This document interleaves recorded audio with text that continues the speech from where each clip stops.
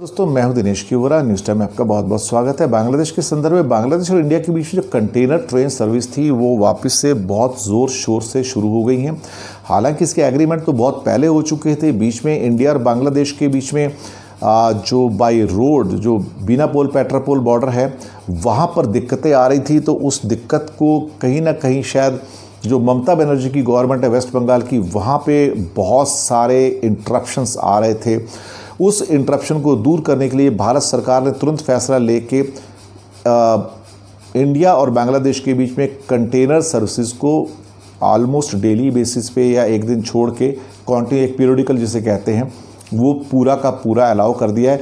और पहली ट्रेन तो पहुंच भी गई वहां पर, क्योंकि ट्रेन जो है स्टेट गवर्नमेंट के खाते में नहीं आती है, वो सेंट्रल गवर्नमेंट के खाते में आती है।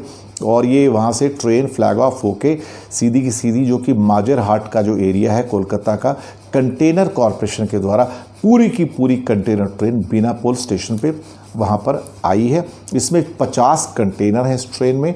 और ये न्यूली इंट्रोड्यूस जो कंटेनर ट्रेन है, इससे जो ट्रेड है आपसी बूस्ट होगा, फास्ट बहुत हो जाएगा। क्योंकि एट वन गो एक ट्रेन के अंदर ऑलमोस्ट आप समझिए 40 टन का एक कंटेनर होता है। और 50 कंटेनर्स अगर आपके पास आते हैं, उसके अंदर 20 टन के और 40 टन के कंटेनर होते हैं, और 50 कंटेनर एक साथ अगर आपके पास आते हैं तो आप सोचिए कि ऑलमोस्ट 1000-1500 टन का सामान इंस्टेंटली आपके पास वहाँ पहुँच जाता है। और जिसको लाने के लिए अगर आप ट्रक लेके आते हैं तो फिर वो सैकड़ों ट्रक आपको चाहिए, हंड्रेड्स ऑफ ट्रक्स आपको चाहिए इतना माल ले जाने के लिए। और यहाँ पे at one go immediately fast तरीके से ट्रेन पहुँच गई। और इसके द्वारा जो बाईलेटरल ट्रेड है इंडिया का और बांग्लादेश का फास्ट हो गया एकदम से। और इसके लिए बांग्लादेश ने भी खुशी जाहिर की है कि इसके द्वारा जो दोनों देशों के बीच में संबंध है वो मजबूत होंगे। देखिए, कई बार हमें फीडबैक ऐसी मिलती है जहाँ पे हमारे आपसी जो संबंध है उसके बारे में काफ़ी कमेंट्स होते हैं, कुछ थोड़े थोड़े हॉस्टाइल कमेंट्स भी होते हैं।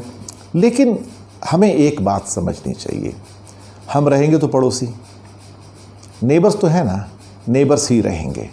कभी ऐसा तो हो नहीं सकता कि ये नेबर आज बिल्कुल साथ में तो कल 1000 किलोमीटर दूर चला जाएगा, ऐसा नहीं होगा। नेबर नेबर ही रहेगा। इसलिए जितना ज़्यादा कॉपरेशन बना के रखा जाए, उसमें कई शर्तें हो सकती हैं, कंडीशंस हो सकती हैं, दोनों साइड से हो सकती हैं जो दोनों को बेनिफिशियल हो। तो कहीं ना कहीं ऐसे मेजर्स उठाने चाहिए जहाँ पे दोनों देशों की जनता को फ़ायदा मिल सके। ये बहुत ही ज़रूरी है देखा जाए तो। क्योंकि अगर देखिए, मैं एक बात कहना चाहूँगा यहाँ पे, मैंने सरकारों में काम किया है। देखिए, आम नागरिक सिटीजन जो अब वो कमेंट करता है तो वो कमेंट अपनी जगह है, लेकिन सरकार जब कुछ करती है या कहती है बहुत सोच समझ के कहती है। इसलिए सरकारों की ओर से कमेंट नहीं आते। उनको मालूम है कि छोटी सी कोई बात होगी तो बाद में बड़ी बन जाएगी। एज ए सिटीजन आप कुछ भी कहते रहिए, लेकिन सिटीजन्स गवर्नमेंट नहीं चलाते ना। गवर्नमेंट चलाने के लिए ऊपर रिस्पॉन्सिबल लोग चाहिए जो रिस्पॉन्सिबली बिहेव करें, रिस्पॉन्सिबली एक्ट करें। इसलिए सरकारें कभी भी एग्रेसिव होकर काम नहीं करती हैं। इसलिए आपने देखा होगा जब भी शेख हसीना हिंदुस्तान के बारे में बात करेंगी, बहुत सटल टोन में बात करेंगी। तो कभी भी उनको एग्रेशन नहीं आएगा उनको।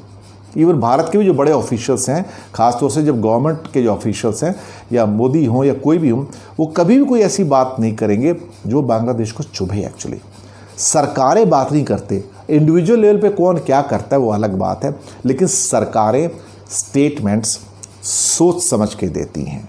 क्योंकि संबंध एक बार बिगड़ जाए तो सुधरते नहीं हैं, बहुत टाइम लगता है।